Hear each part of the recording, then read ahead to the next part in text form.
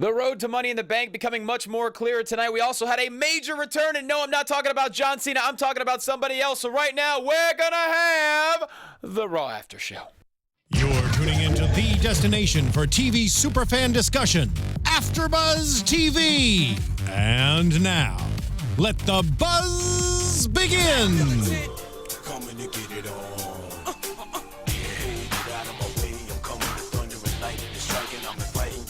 Drink it in, man.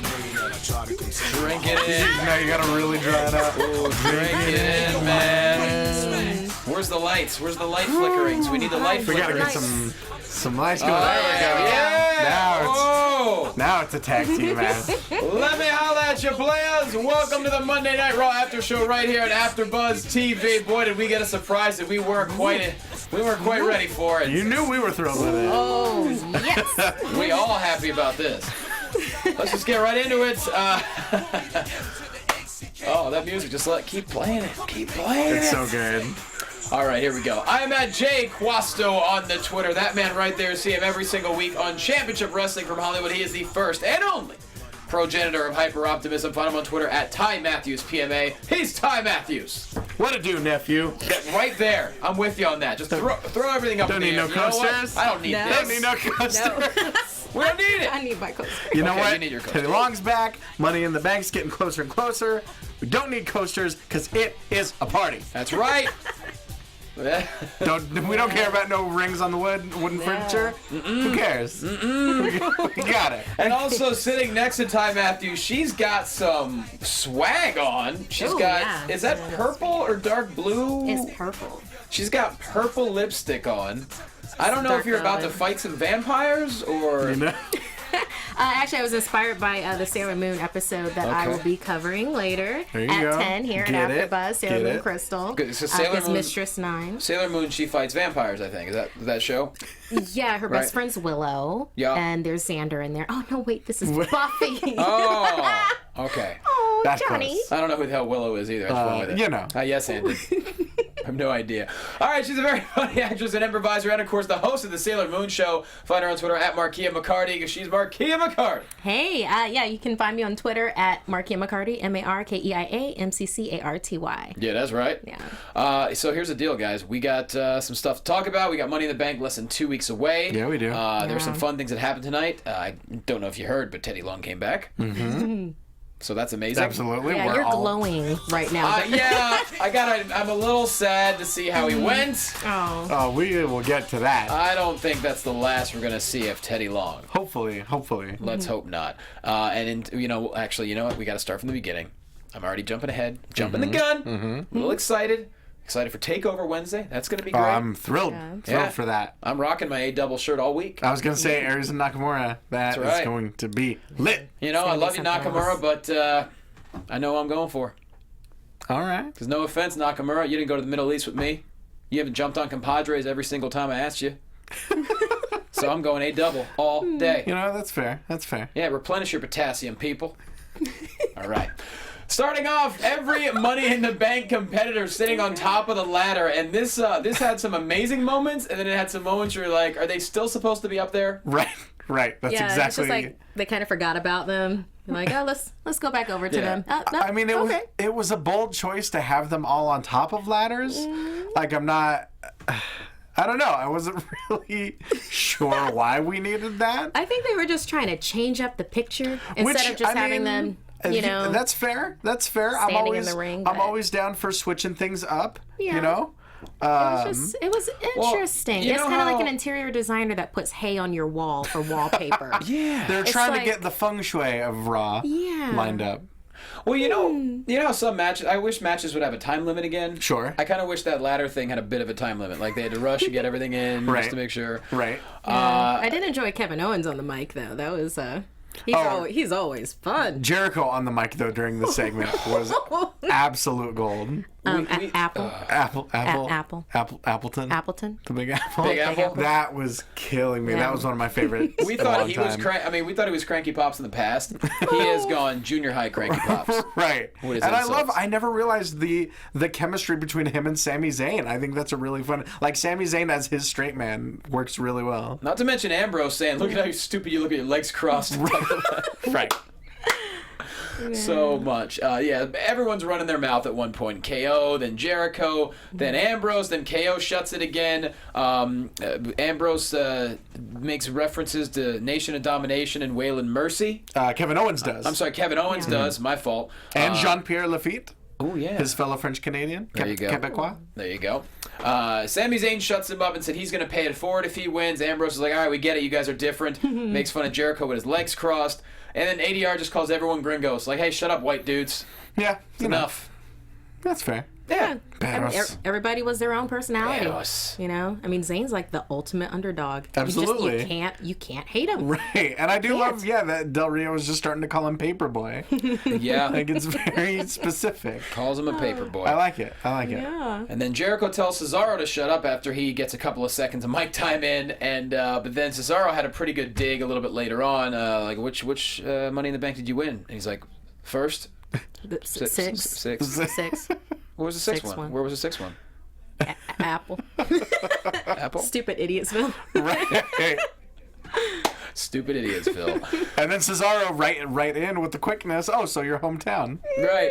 Oh my Like, god, damn, that man. everyone's just snapping on everyone. Very proud of Cesaro in that moment. Yeah, he's quick on it too. I Very, like very it. proud. So yeah, drink it in, man. That's what Jericho says. Drink it all in. But that's what I mean. His drawing out of "drink it in, man," and he just drew it out so long. It was such a weird moment. Like drawing that note out as everyone was getting off their ladders was just such a bizarre visual. Yeah. It's like, all right. It was very weird. Very Yeah, weird. somehow a melee broke out rather quickly, even though they were 15 feet up in the air. Also, am I wrong, or was there supposed to be a seventh person? I'm in telling this you, match? I thought there was initially going to be a seventh person. I'm pretty sure there Was was. there like I'm- an outline or something? Well, Like- yeah, exactly. Yeah. I'm pretty sure, they had the first few qualifiers on Raw, then they had some on SmackDown, and I think during that time there was a seventh outline in the match, and I think they may have done away with it since then. See, I'm hoping that we're going to get a surprise next week and that they're making us forget about it right now. Interesting. Okay. I don't think I'm correct. Right. Yeah, I think we speculated last show like who it could possibly be if they were going to do it. Yeah. I know they haven't put anybody out there yet. Yeah, and tonight they didn't make a single reference to another qualifier or anyone else being in the match. No, so it I was- think we're going to a 6-man Money in the Bank match. I guess so. I mean, but there's been 6-man Money in the Banks before, right? There Oh, it's haven't almost exclusively been that. That's what I thought. I would love to see a surprise seventh maybe next week on Raw or something, but who knows? Haywood. Was it Haywood Wong says there was 7, but creative forgot. They just forgot. Right. I love right. that actually. Exactly. Yes, they scramble later. Oh crap! What's Zack Ryder doing? Throw Okay. Exactly. I mean, Andrea Beeler is reiterating what I thought about maybe last week, possibly Bray Wyatt. We haven't heard from him in a little while. Could be. That's Could true. be. So that could You be know, something. I would like that, even though he'd basically be chumming the water. Right. Oh, I don't know. I think Bray Wyatt would. You think? I mean, would be there's the Bray Wyatt that we would like Ooh. in our heads, Ooh. and then there's the Bray Wyatt that actually exists, the way he's used. Yeah, I want him to get the Money in the Bank briefcase so he can swampify it. Yeah. There you go. Exactly. You know he'd decorate it. That'd be pretty awesome. I never thought about that. Yeah, he'd make it into his own. Be like, nobody wants this. Right. This is Bray Wyatt. It's like a snakeskin leather briefcase. I'm Right? imagining it would look like something that like the Johnny Depp version of Hunter S. Thompson would bring along in Fear and Loathing. Just like one of those really old, cheap leather ones with like old-timey stickers all over it. This is Wyatt country. Drink it in, man. Yeah. I think Neville would be a great 7. Oh, it'd be phenomenal. Absolutely. And I mentioned that a little bit, but Yeah. I think it's just too quick. Isn't he still laid up or he's still recuperating? I think so. I think Yeah. so. I mean, if you're going to have a surprise seventh person at this point, yeah, Neville would be amazing in it, but I think you're going to want to get someone that'll get a bigger reaction. But we'll see. Right. So Stephanie, I'm sorry, as Jericho is saying, drink it in, man, and just really extending it, as he tends to do. Sure.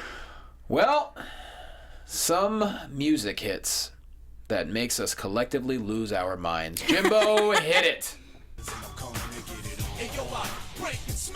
Lights. Looking as debonair as ever, players. Teddy Long basically says, I'm not quite sure what he says, to be honest. He says, if I were running SmackDown, I would have a number of no things. disqualification. Yeah. Iron Man. Yeah. Yes. I don't remember the others, A but six-pack challenge. right. A no DQ match. A Dairy Queen Blizzard match. Thundercats hose. It was basically Thundercats hose match. everything. It was everything except what everyone in the arena wanted him to Which say. we'll get to. I We'll get to refuse that. to say it right now. Right. So everyone's going crazy. Teddy Long, isn't the smoothest with his announcement. Everyone's a little bit confused. So Stephanie comes out and says, look, Teddy, we haven't made a decision yet. You know? And Teddy's like, I ain't got time for you. Where's Shane? And she says he's not here. Yeah. She says, get to stepping. And he bounces, and she makes a bunch of matches for tonight. KO versus Ambrose, Zayn versus ADR, Jericho versus Ambrose. Hot damn. So the Teddy thing. Good matches. I mean, is it? Do you think he's really got a shot? Because look, we interviewed him at Compadres over a year ago, and he's been more than happy, just enjoying his life, his free time. Do you really think there's a legitimate chance of him running SmackDown? I think at this point, I love Teddy Long. Everyone knows that. But really, though, if you have the whole new era thing, like, come on. I don't know. I wouldn't rule it out. I mean, weirder things have happened. I think it was fun. It was fun what he did tonight. I think it brings like a whole lot of old school into new school enough to like also bring some more of that crowd over to that new night. So. Right. Even if it's just for a little bit, I think enough people associate him with SmackDown at this point to where I don't think it's incredibly likely, but I wouldn't rule it out. I was going to say, if we didn't have a Brock Lesnar return that was imminent, especially after UFC 200 coming up, Sure. I would like to see Paul Heyman back in the helm. But That'd be great. That'd be phenomenal. obviously, that's not going to happen. Right. Yeah, I don't know. I think it's more of a tease for us, and it's, everyone loves nostalgia. Everyone loves Teddy Long. And at this point, Teddy's become a phenomenon on social media. Sure. So why not? As he should. As he should be. I mean, he's no Virgil, but No, but Teddy Long's he's amazing. of course. He's just an incredible human being. So yeah, a bunch of matches get made, starting off with Jericho and Cesaro. This was Uppercut City, y'all. Oh, Yeah, it was. yes. A lot of beautiful counters, though. Jericho countering the swing, hitting the code breaker, then countering the neutralizer into the walls, but Cesaro powering out a swing 15 times for your medicine into the sharpshooter, and actually makes Jericho tap out with the sharpshooter. These two, a lot of creativity. Sure. And yeah, that moment where Jericho turns the twisting springboard uppercut into the code breaker was one of the most money reversals we've seen in a long time. And I like the idea of establishing the sharpshooter as a viable alternative, to the neutralizer. Because I always think you've got to have at least 2 to 3 finishers that you could do to anyone at all at any time. So it's, if he can start actually making people tap out with the sharpshooter, I think that'll make his matches even more dynamic. Yeah, I love when guys have multiple finishers. I mean, because you never know how they're going to win. You know, when you use the same finisher every single time, I get it, it proves a point, but at the same time, it makes it more predictable. Right. And I mean, I like, fittingly enough, I've said it a million times on the show, but Chris Jericho's the king of that. He goes through these eras where he'll finish with something and then he'll move on to something else. And there's been maybe 7 or 8 of those moves that he's had as a finisher at one point or another. Yeah, I mean, there's only so many times that you can see the accolades or the Patriot lock before you're like, does this evolve? And thank God with like Rusev, it has. Sure. That's super accolades or Uber accolades. Exactly. What's the Russian word for Uber? Or super. Let's Chat get on roll. that. Get The on Russian that, word internet. for super or Uber, because that's going to be attached to accolades. I don't know if they have the freedom to take an Uber. Oh, Johnny. Just saying. That guy, that bad guy in charge over there. But with this match, I really just enjoyed the personality in it. I mean, when you had Cesaro doing the hup, hup, hup. Oh, That's what I actually want to see from the vaudevillains. Let's be honest. I want them to be, the guys from Futurama. Not Futurama. Family Guy? Family Guy, Right. thank you. Absolutely, yeah. where Riding it's the like, penny farthings. "Ayo!" Yes, sure. Yeah. And I love that super suplex that was like from the From the corner. apron, yeah. It's like, yes. Oh, I forgot for a second. This is the guy that picked up Big Show and threw him out of the ring. And walked with him, yeah. Oh my God, Yeah. yeah. But I remembered real quick. Absolutely. He's the most powerful guy there is. And talk about the uppercut. He hit uppercuts from every country in Europe tonight. Absolutely. Just every Everywhere. kind. Yeah, outside the ring, inside the ring, apron, everything. Every kind. Gorgeous. I'm getting made fun of for my fun dad jokes. Good. Aw. Good. Keep him coming. Yeah. Whatevs. like it. Video package from Seth Rollins' point of view on the upcoming main event at Money in the Bank. We also see a Roman Reigns one a little bit later on, but hey, like I said before, the video packages.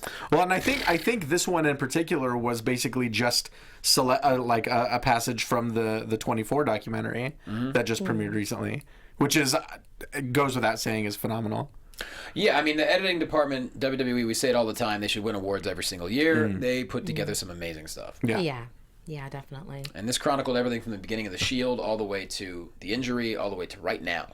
Yeah, I really enjoyed seeing it from his point of view. It was just like, oh, okay, yeah, that really sucks, dude. Right. It's like, yeah, and you have been out for like 8 months now, and so much has changed. Of course, you want back the title that you never actually lost. It's a miracle he came back so soon. I mean, the surgeon saying, it takes most people at least 6 months. Well, yeah, that's just to be a person again. Like, if you're an athlete, it takes minimum of 9 to 12 months with that kind of surgery. Sure. I'm shocked at it. I mean, granted, he had nonstop therapy. He was doing PT like 5 to 6 hours a day, which is insane. Wow. Dude. But that was his job. Yeah.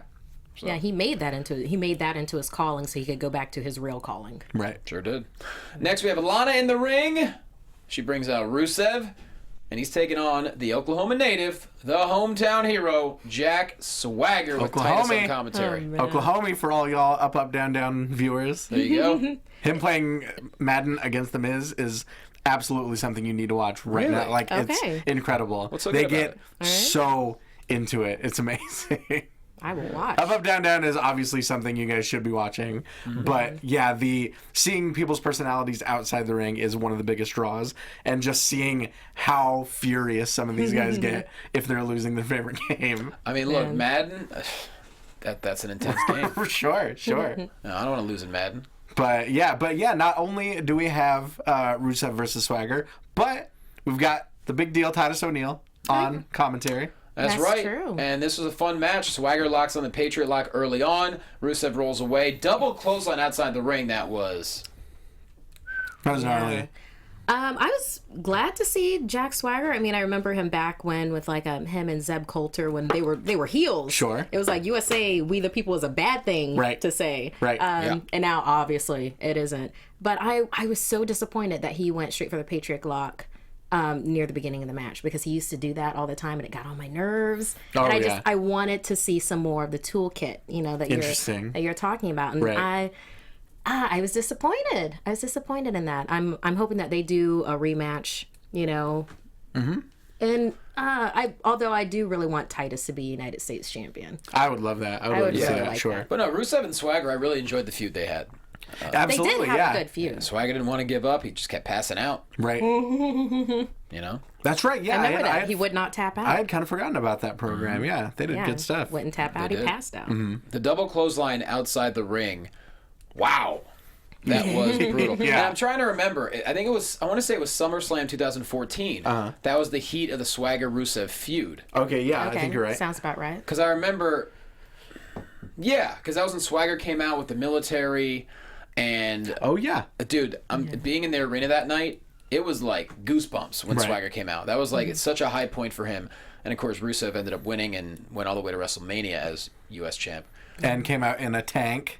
Sure did. Yes, which was I was like, damn, pretty incredible on the list of Mania entrances. It's pretty high up there. Where do you hide that? It's like they got a tank. It's like maybe they have them at Costco. I don't know. It reminds me a little bit of Anchorman. Rusev, where did you get a tank? I don't know. Rusev don't know. It's made with bits of real tank, so you know it's good. Exactly. But yeah, really solid match here. Rusev shoves Swagger into Titus and then sneaks back in the ring. So in other words, Rusev wins via countout. But that's not where it ends there. Titus and Swagger get the best of Rusev, send him a lot of running.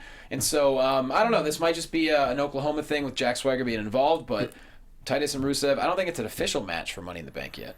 Not yet. I think it's heading in that direction. I think we might get that made this week on SmackDown. I think that'd be nice. It'd be a really good way to make up for things. Right. You know? Right, sure. That, and I think Titus would make a good United States champion. I'm still not on board with his ooh, ooh, ooh. Say what? Well, come I'm on not. now. I haven't. Okay, I'm University of Florida also. Oh, so okay. it's like, I'm just like, all right, no, All right. stop it. All right. But I like his passion. I like Wait, just you're like what he a does. Gator? Yeah, I'm a Gator. I didn't know that. Yeah, go Gators. Okay, so you should love yourself some Titus. Well, I said I do enjoy Titus. I don't like that ooh, ooh, ooh. Why? Because it's annoying. He's barking. He's not making Hawaiian. Yeah. It sounds like he's a seal. It's not like he's like, doo-doo-doo. It's like, I There's like like hula it. dancers that come out. I like it either way. I'm into it. Yeah, I know That it's a was- point of pride. It when has to he- do with his fraternity and Sure. everything. I understand that. I can still have the opinion that and I think it's annoying. I think I like it because he, back in the game show days of NXT, that was really all he had. Like, poor Titus, like, wasn't really on anyone's radar in the ring, on the mic, anything. And now Yeah. he's come so far. Oh, no. He and- has come so From far. that being the only thing. I think that might be why I'm biased. Well, no, I remember those, those poor competitions they had to do where Titus got dizzy and fell down or Sure. something. Well, nothing beats make it a win. Yeah. Oh my goodness. If you're going to win, make it a win. Make it a win. Yeah, it sounds like there were a lot of dues paid. Yeah. Then you had Showtime Percy Watson. All he had was, God, oh, yeah! I miss Percy Watson. Me too. though. I thought Those he was glasses. great. Oh, yeah. Those glasses. Really enjoyed it. Next, we have John Cena. He hits the ring. He talks about the chants last week. We're over 2 minutes back and forth. AJ Styles, John Cena chants. He even gets the crowd to chant, let's go Cena, Cena sucks. Oh, there it is. Jim There you Hall. go. There we go. Yeah, we're not even off topic. I like it. That's right. Right? Sometimes it fits. Yeah. There you go. Yes, it does. He said that was a once-in-a-lifetime moment with AJ Styles last week, but AJ took the easy way out. So he's like, AJ, come on out here and explain yourself. To which AJ hits the ring. Well, doesn't hit the ring quite yet. Hits the ramp with the club. The arena goes crazy. Nice gear, by the way. Oh, really sweet gear. Oh, love Chants it. are back and forth. He's like, AJ said he had a plan, and it worked. And then I love what he said about the John Cena. He's like, in the movies, he goes, you're entertaining in the movies. Not the ones you star in, but the ones you guest star in. You're not That line killed me. Yeah. Man, Because he was great in Trainwreck. That was deep. That's what I've heard. Yeah. great. He's fantastic in Trainwreck. So good. Yeah, we saw a lot of him in Trainwreck. I enjoyed that A movie. little too much I in enjoyed that Trainwreck. movie. A little too much in Trainwreck. No, it was just enough. It was just enough. More than I needed to see. No worries here. That's one time I wish I saw jorts. in Trainwreck. And yeah, some self busting by John Cena. I enjoy this Cena. This Cena is like, he's funny. He's got a little bit of wit and a little bit of cut to him. So Yeah. it's like, okay. Yeah, you got to bust on your own jorts sometimes. We did, yeah. We did get some tweets, about the savage roasting that Cena gave AJ. And AJ did say, he said, you insult me every time the bell rings. Even on your best day, you can't beat me. And then Cena basically calls him a failure, calls him a bust. He said, that's why you're going after me. You came to the Royal Rumble, didn't do anything. You lost 2 shots at the title. Now you're coming after me. You don't know who you're dealing with. And these are some strong words, man. And then even AJ said, he's like, I'm not desperate. I sell out everywhere I go. I got nothing to lose. And he goes, guys like you bury guys like me. Oof. Damn. We're getting meta here, guys. We are getting He got a little real. Right? souped real. What fourth wall? Little bit. But Yeah, I mean, it's not like it's a lie, Right? you know? Absolutely. These are, I That's mean, the the truth. the promos that integrate more and more reality are the ones that people remember. This was fantastic. Going back and forth. I mean, the only thing I don't like, Cena said, you're using the same tired crap that everyone always uses. Oh, I can't perform in the ring, blah, blah, blah. I don't think he had to say that. I think it's just, you compare AJ Styles to John Cena in the ring. It's a fair comment. Right. But at the same time, Cena steps it up and has had a lot of amazing matches over the years too. Right. I just love this back and forth. Like AJ really stepped up his game on the mic, which I was very happy to see. And Cena, you can always count on him. Yeah. And so, within a matter of a week, I'm sold on this. I heard excited. Cena mentioned the Bullet Club. I don't think he said bullet. He said pull it club, didn't he? Pull it or full of it or I something. thought he said the Full of It Club. Yeah, Did he yeah, not yeah. say that? Yeah, it was a very Maybe it my was head something put it no, in. it was like a sound alike. Yeah. Yeah, it To was pop like, the- whoa, Cena, did you just say that? To pop the Did marquees. the person behind Cena just say that? Right. Like, okay. Yeah, he did a. I don't know. Popping them Mizarks. Someone in chat roll will know. they'll rewind it and tell us exactly what he said. Sure. But yeah, so what we have coming up is a 6-man tag match between the New Day and AJ and the Club. But I really, this segment for sure, right now that match is official actually. We have John Cena and AJ Styles. Right. So party on there. All right. Enzo and Cass hit the ring. They pay homage to Muhammad Ali. Enzo takes a number of amazing Ali quotes. Yeah. I just watched a bunch of Ali stuff over the weekend. I think everybody did. Oh, Right. Yeah. dude. He was the smack talker. Oh, sure. But creative. And so pretty. So pretty. And footwork, come on. But this stuff Ali would come up with, it was just brilliant. I mean, he was cutting promos before cutting promos was cool, you know? And he showed a lot of love to Gorgeous George back in the day. Like, he dug wrestling. I mean, he got involved in WrestleMania 1 and Right. And Well, I mean, hell, Gorilla you know, Monsoon. Inoki, I mean, people call Inoki. Inoki versus Ali kind of one of the original hybrid martial arts fights. It was a weird crossover. It was a weird match. Yeah. I like that, the still shot where Inoki's, like, basically diving at his legs, and Ali's like, God damn, what are you doing? That's right. I'm not used to this. But yeah, paying homage to Muhammad Ali, and, you know, he had a long run. And considering, you know, how long he's had Parkinson's, he really fought it for a long time. And, you know, he's always going to live on, and he influenced a lot of people. And influenced a lot of societal change, too, which is Yeah, and pretty a cool. lot of wrestlers. Yep. A lot of wrestlers. Oh, of course, yeah. Oh, yeah, we worked with people who styled themselves after Muhammad Ali in the wrestling ring. Sure. And why wouldn't you? Yeah. If I had that footwork, I'd trip over myself. Like Right. that. Yeah, the mic work, footwork, everything. I got the mic work. Oh, of course. So yeah, Enzo and Cass, they pay homage to Muhammad Ali. They call Butterscotch Simon Gotch and Aiden I Can't Stop Hating English. And then Enzo says, I could blow a bubble with a now and later. No, my Because he's got a strong jaw. Right. That's right. So we have Enzo and Cass versus the Vaudevillains. I dug this here. Ballsy move, but Aiden English tosses Enzo outside the ring exactly how he concussed himself and knocked himself out. That was bold. And then, yeah, Cass just sees red. Oh, yeah. Lost it. Just destroys the Vaudevillains. Gets disqualified. Really dug that. Yeah, I think it accomplished a few things at once. I think not only did it establish Cass as a dangerous singles competitor. I mean, even though this was a tag team match, we saw a side of him that's like, oh, this guy can wreck two people at once easily. But not only that, it solidified the bond between Enzo and Cass. It deepened, it dimensionalized their relationship as tag team partners and as best friends.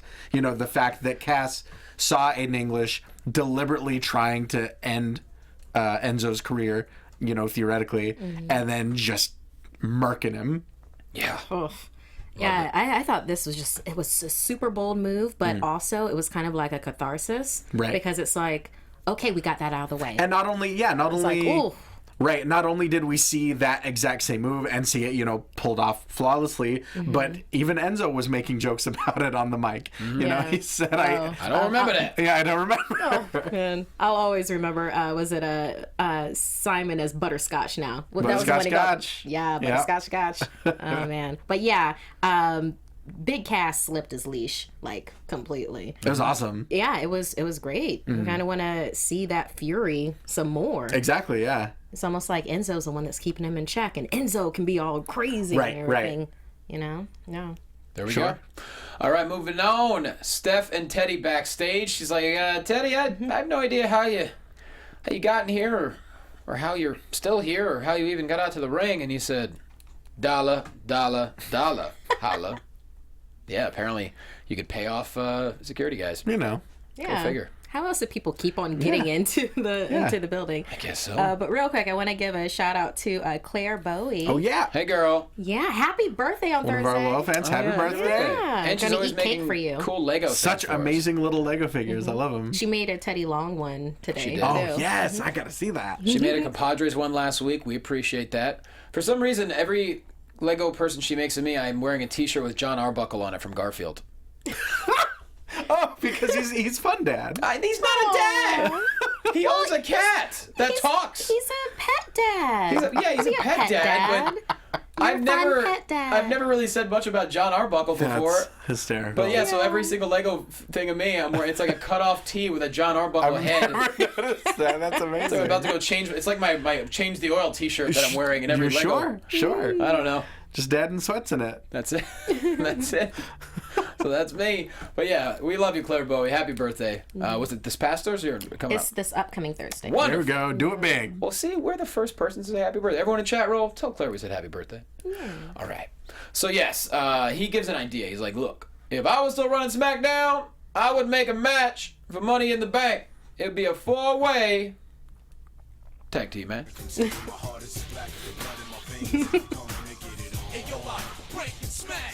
Fatal 4-way featuring the Vaudevillains, Enzo and Cass, Yes. Anderson and Gallows, and The New Day. To which Steph says, you know what, Teddy, that's great. I will come up with the matches here. You can leave now. Go. Teddy, Steph gets on the phone and says, yeah, we're going to have a Fatal 4-way match for Money in the Bank. Yeah, good idea. I know, I thought of it. I'm really proud of that one, yeah. Loved it. Yeah, I like the Stephanie we know keeps on leaking out through the cracks, especially now that Shane's on vacation. Right. And I think, thinking about it that way, I kind of like it. Before, I saw it as just sort of character inconsistencies, but I do like that, like, it's kind of just the mask that she puts on when Shane's around. That being said, I mean, like, I'm like, did she really need to get over on Teddy? Like, she gets over on everyone every week. Yeah. Did we really need to add Teddy to the list? No, but I love the fact that she stole the idea. Because, I mean, there's been long rumors for years that that's what happens anyway. That was good. And it fits her character. Right. Yeah, So why not? it does. And then plus, with the whole SmackDown. Oh wait, have we reached that point where it's like her and Teddy? Not yet. Not yet. I don't want to jump ahead. No, but first, we have Sami Zayn versus Alberto Del Rio. Zayn early on, ADR takes control, sets up for the stomp, sweet reversal, but ADR shoves Zayn's head into the ring post, then hits the double stomp for the win. So yeah, ADR in what many might consider an upset considering the role that Zayn has been on. Right. But at the same time, this makes ADR look like a legitimate contender for Money in the Bank. Right. And I mean, this was shorter than I think a lot of people might have expected it to be. But I do like the way their styles sort of blend, They're both kind of long, sort of lithe guys that use a lot of kicks. And so I think it's an interesting dynamic seeing the two of them. Of course, it's always great seeing that barricade moonsault from Sami Zayn, among other things. But it was a creative finish that serviced the Trevo double stomp. As much as I hate that as a finisher, I thought the circumstances surrounding it made sense. Yeah, I like the difference in their fighting styles. Like with ADR, he's just like, oh my god, he's I don't know, if somebody could be coiled fire within a person, that would be ADR. He just seems like he's always like, no, he is a stiff guy. Yeah. Like, I would not want to get him upset. No. And then, like, Zayn's more, like, easygoing. It's kind of like if a hooligan didn't have the temper but still had the fighting style. If he still skanked. Yeah, If he still skanked his way to the ring. Yes, exactly. And that's what it... So, seeing those two in the ring, I was like, oh, okay. This, Sure. Yeah, I was surprised at the length of it, though. I thought Zayn would... hold out a little bit longer than that, but I'm not surprised that ADR actually won. And that's the thing. If even though Zayn is part of this new era and he is kind of on a roll, you still do have to tell the story that he's extremely green and inexperienced when it comes to the main roster compared to someone as decorated as Alberto Del Rio. Yeah. So it's it makes sense. I don't think it's necessarily an example of 50-50 booking this time around. I think it makes sense. Yeah, I think it does too. Yeah, I agree. Moving on, Ambrose and KO in the hallway. Not a lot here for the most part. Ambrose mentioned that he would fight a polar bear in the opening segment. KO's like, you shouldn't worry about polar bears, and you should worry about me. And he's like, you're off more than usual. You're kind of weird. And Ambrose's like, yeah, I've always been like that. And you'll still think I'm off after I win Money in the Bank. And KO says, you need help. And Ambrose is like, no, you need help. So Yeah. it happened. It's good. Usually, look, I'll watch those two do it, whatever. Sure. And if they want to riff it, they can riff it. So. And I love that Owens kind of always has to get that last word in, like as he's walking away. I'm not your bro. Yeah. That made me happy. Nice scarf. Right, exactly. Pretty solid. Video package from Roman Reigns' perspective. Once again, another solid one. These are like, 4 to 5 minutes? But they really, tell you the story. Right. In case you forgot. Ambrose versus Kevin Owens, back and forth for a while. KO gets on commentary for about 2 seconds before Dean Ambrose takes him out. Superplex, then a German suplex from KO. Ambrose hits the top rope. KO knocks him off, then hits the cannonball. KO catches Ambrose to the second rope, and then a splash from the apron, which, God, that looks painful. Oh, man. But then eventually we get a reversal from the clothesline out of nowhere. Dirty Deeds for the win. So there you go. Now, KO losing this match, is that an example of 50-50? I think leading up to something like Money in the Bank, I don't think they're necessarily... I think, I mean, you have to have winners and losers leading up to Money in the Bank. So I don't necessarily think, especially if you're looking at it in the context of a one-on-one match leading to a ladder match. Like, just because Dean Ambrose won a one-on-one match by pinfall doesn't necessarily put him at an advantage in a ladder match. Yeah. So Very I true. think, I mean, it's really kind of inconsequential.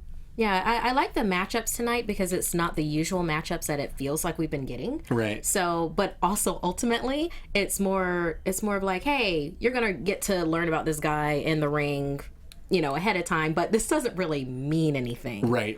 So, in that it's kind of like I enjoyed the exercise of seeing Ambrose and KO. I wish it was even longer because I really enjoy both of them. But ultimately, I just want to see them Money in the Bank, and I want those two to be left.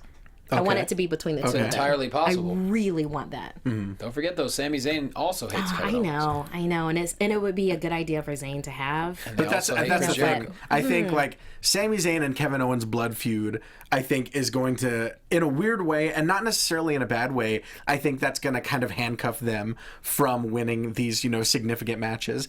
I think that was the case with the ladder match at Mania. I think that was the case with the 4-way at Extreme Rules. I think that's the case here. The fact that they have such a deep-seated grudge means that they're constantly going to be costing each other these opportunities. Yeah. It's true. That's one of the makings of an amazing feud. Exactly. actually. And I think, eventually it's just going to lead to an insane blow-off. What I dig about this Money in the Bank ladder match is the 6 guys legitimately don't like each other thanks to the stories that have built up to this.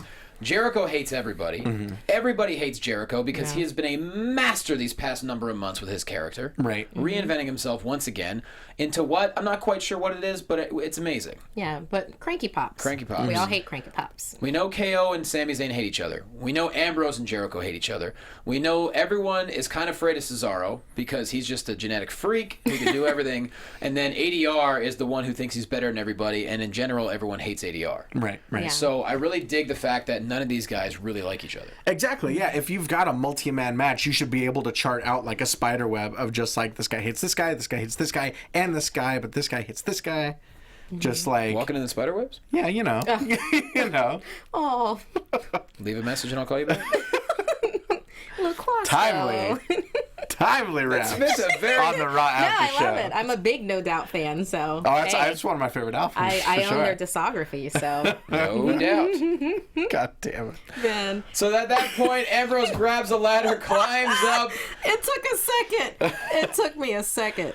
Oh, my wordplay? You're welcome. Yeah, no, I got it. As he gets to the top of the ladder, KO sends him off the top rope, and he just stands there triumphantly. And speaking of triumphant, we move on into a new life coach segment with Coach Backlund. Very important message. Don't run. Walk briskly. And he also has your car keys. You're going to have to walk to the next town. It'll take you 8 hours to get to the next town. He'll know if you're right. Yep. That's... I mean, I these can't are, get enough. I these can't are, get enough. These are real weird. As much as I'm enjoying them, I'm dying to see them take the next step. To where they actually are in front of people? Yes, exactly. I mean, I can't get enough of these. These are giving me endless sound bites. That's true. This is true. I mean, every single segment I can pick 3 or 4 sound bites to use for compadres, but I usually just pick 1 or 2. I never want these to end. But yeah, I'd like to see him get in front of an audience soon. Right. I can't get enough of these because legit, it is just Backlund being Backlund and Darren Young trying to not lose it. Right. When Just- they shoot him in front of an audience, it's like the dating game, to where there's like a pillar between the two of them. And then Oh, I like that. I'm in. Oh, Bobby B. Just doing what he do. And why not? When I heard that this was a possibility a few months ago, I was like, I hope no one's pulling my leg. I really, really hope this is Right. going to happen. Sure. And I have been thoroughly pleased with everything Bob Backlund says. Right. And I like how Darren Young just calls him life coach. Right. You got it, life coach. They didn't call him by his name. He just calls him life coach. So great.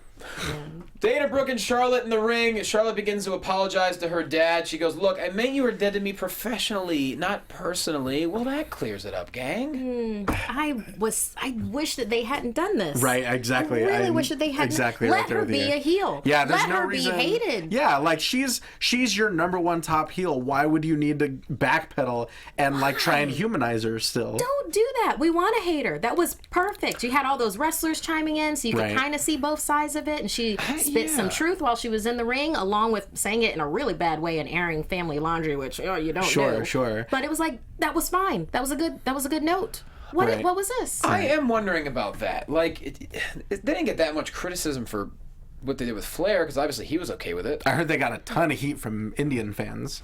Indian fans? Yeah, fans from India were Why? kind of because- respect for your parents is much more highly valued than it is here. That's true. We're very, very up in arms. I mean, from what I've heard. They don't really on. do family stuff on WWE, not like this. But here's right. the You know. deal. You watch the programming knowing it is storytelling and fiction. Sure. Well, but that being on. said, the people that were upset were concerned about the example that it set for kids watching. You see the same thing on sitcoms. You see Right. the same thing on hour-long procedurals. Sure. I'm so sick of this freaking modern-day social media society where it's like people will complain about everything. You know it's a story. Are you really... Be a better parent instead of complaining. Oh, this sets a bad example for my kids because Charlotte chastised her dad and sent her outside the ring. How about be a better parent and say, you know what? That was a fictional story. That didn't happen in real life. Instead of complaining on your computer. Yeah. It drives me nuts. If that's really what the problem was, And I come think, on. and I think another issue that I had with this is the inconsistency of people's attitudes towards Ric Flair in storyline terms. You know, up until this point, he had been, I mean, kind of really resurrecting his persona as the dirtiest player in the game, screwing everyone out of matches, helping his daughter keep the title, and just generally being an awful person. And it was great. He's great at it. But now, after this whole promo, you know, Charlotte cuts on him, now everyone's like, oh, I can't believe you did that to such a legend. I can't believe you did that to him. It's like, no, like, yeah, he's done a lot, but this guy was just like screwing you out of a title a couple weeks ago. Why would you be rushing to his defense? Yeah. You know? So I think it just creates a lot of inconsistencies, and I think there was no reason for them to back away from it. There really wasn't. They just move on. Move on from it. And if it's still a thing, like 2-3 weeks, or when Money in the Bank comes around, it's still a thing, then go ahead and put a spin on it. But it's like, this only had a week of breathing. Right. It's like, just let it be. Let her be a heel. Right. Yeah, I completely agree. But I had kind of said the same thing when Paige had made those kind of controversial remarks about Charlotte's brother, Ric Flair's son, and the next week, like it never happened. Yeah. Yeah. Don't get me started again. Commit, guys. Let's commit to it. Yeah, just go ahead and commit to it. And then I also have to wonder, you know, would it have been a thing if it was up and comer male? You know, that would they have had? You know, is there even that dynamic that could have happened?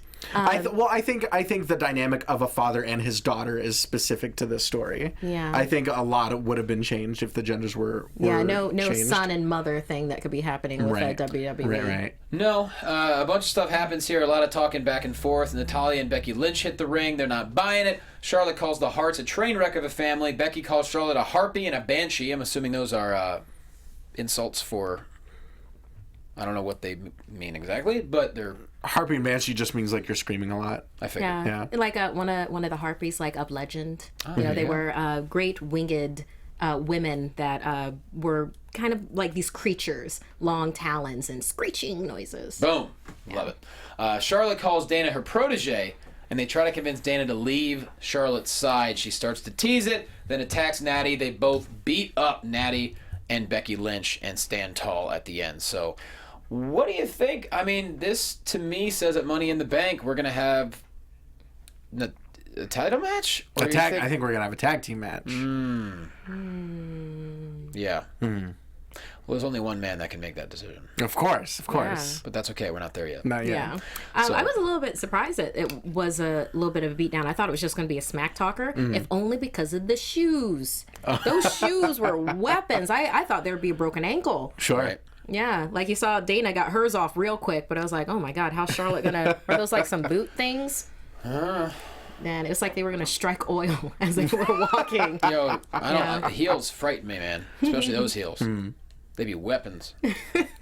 Yeah, they. I think the only person I've seen use their shoes as a weapon was Lana when she threw them at Sami Zayn. Remember that? Back in the day, back in WCW days, a woman, Nancy Benoit, that was her go-to. Oh, which dear. just like No. a woman's shoe was like there's nothing deadlier in 90s WCW. Who throws a shoe? Right. Next we have that'll go on the list also. Next we have a promo for hibiscus flowers. Right. They're amazing. Yep. Yeah, they're they help great. with depression. Right. Yeah. So, I like it. anyone else? I like that we got a million vignettes and then one match and then we're back to the I vignettes. think after that match they were like, oh boy. That match was good though. it was That's fine. the thing. It's fine. It's not like they shit the bed and they're just relegated back to vignettes. Like it was really good. I don't understand it. So yeah. Yeah, Hibiscus yeah, flowers. you don't want to see the heels that I'm wearing. They were drinking hibiscus flowers. Oh! I didn't even see those. Yeah, those are some heels. I don't think I'll be able to show. But they're like this.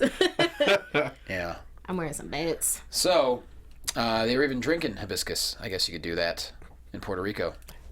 Is that a thing? I don't know. He's drinking something, so you can drink it. Yeah. Go see the Shining Star of the Caribbean. Helps with what lowers cholesterol and helps with depression. I just think mean, it it means, sounds like a great place. alcohol in general. Yeah. Next we have Breezango and back shaving. If we go from hibiscus flowers to back shaving, I'd say this is the greatest two segments back to back in history.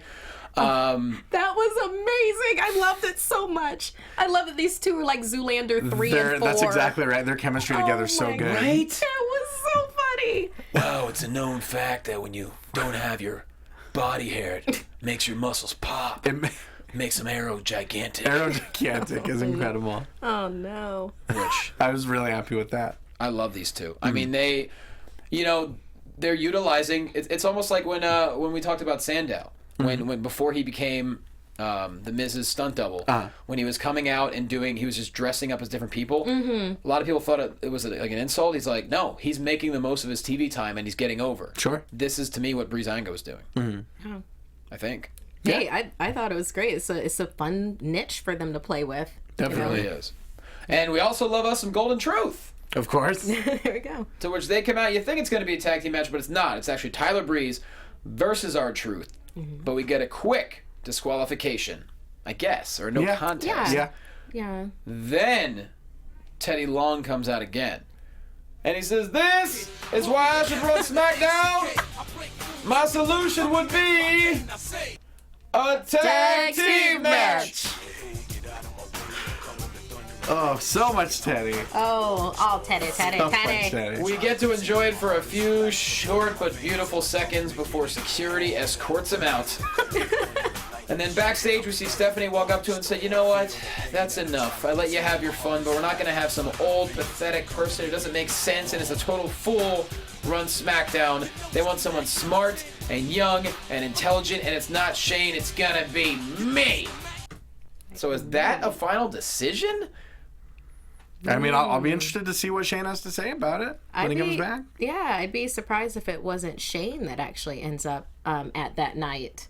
Because he's brought a lot of people over to Raw. Why wouldn't you have Shane do SmackDown? It would be interesting if Shane swiped SmackDown from under Stephanie's nose just the way he did WCW from Vince. Ooh. Yeah. I don't know. I love the Stephanie Shane dynamic. It's just really enjoyable. Where was he tonight? Who knows? But I would love to see this really stretch out. That'd be a lot of fun.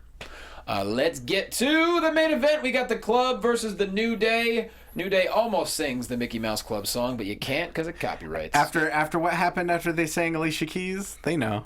They got in trouble? They know better, Whoa, yeah. what happened with that? So back when New Day first got together at SummerSlam, they did a promo where they sang a rendition of Empire State of Mind, and that song is now magically scrubbed from the footage of that event.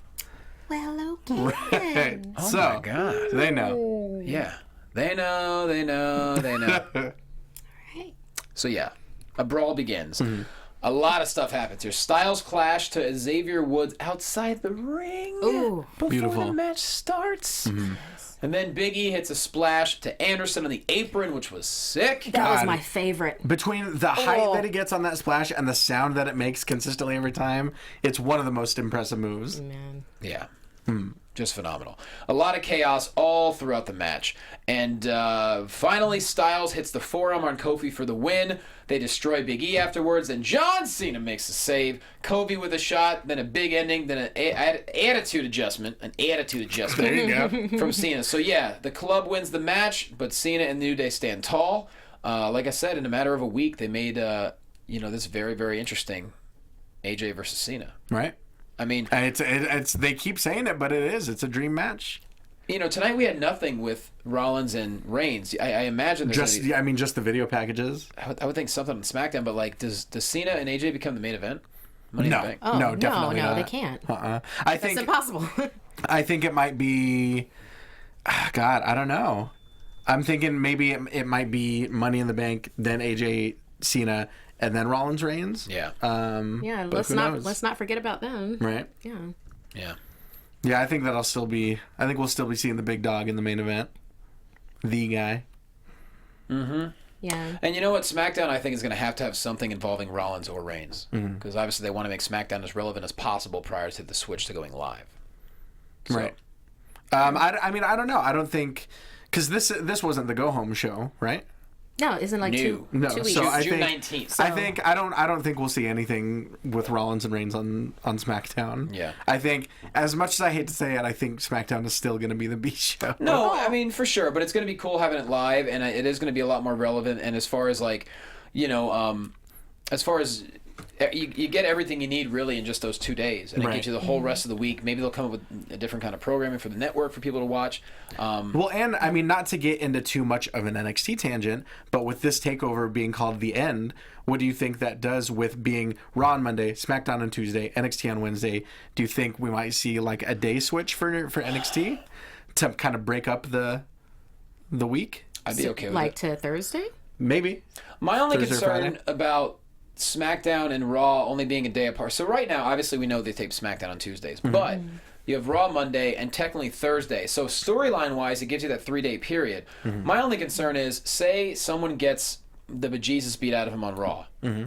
Now you got to take that into you got to account for that in storylines. So if a guy gets beat up really bad on Raw, you can't just have him show up on SmackDown like nothing happened. Well, but that's why they're going to have separate rosters. There you go. That's what I was hoping. Yeah. Then you could just have them do the whole talkie thing on SmackDown. Like Yeah. if Reigns Rollins thing happens, and it gets really down and dirty, Rollins can do, smack back on SmackDown. Right. Because they're going to have completely separate rosters and writing teams. Yeah, I had completely forgotten briefly about the brand extension, so very excited for that. And the draft is going to be on Monday, July 11th. There we go. So yeah, we're only about So close. 5 weeks from that. This will be really good. Overall, hey, we had a good time tonight. We anytime Teddy Long shows up, Oh, of course. We're there. come on now. So yeah, Money in the Bank, June 19th, coming from Las Vegas. I think there's some of the crew that are going to be going. I really want to go, but I'm going to be on the East Coast, and I don't know when I'm flying back. So it's going to be tough to make it. Are Sure. you guys going? No. Yeah, it's going to be a tough one. I'm we'll gonna hold it see down. if they need any help with the pay-per-view. Maybe do the AFTERBUZZ go. pay-per-view. Yeah, there you That'd go. Be fun. I love going to Money in the Bank. I'll be there. Yeah. Jim, Jim you will going? be there.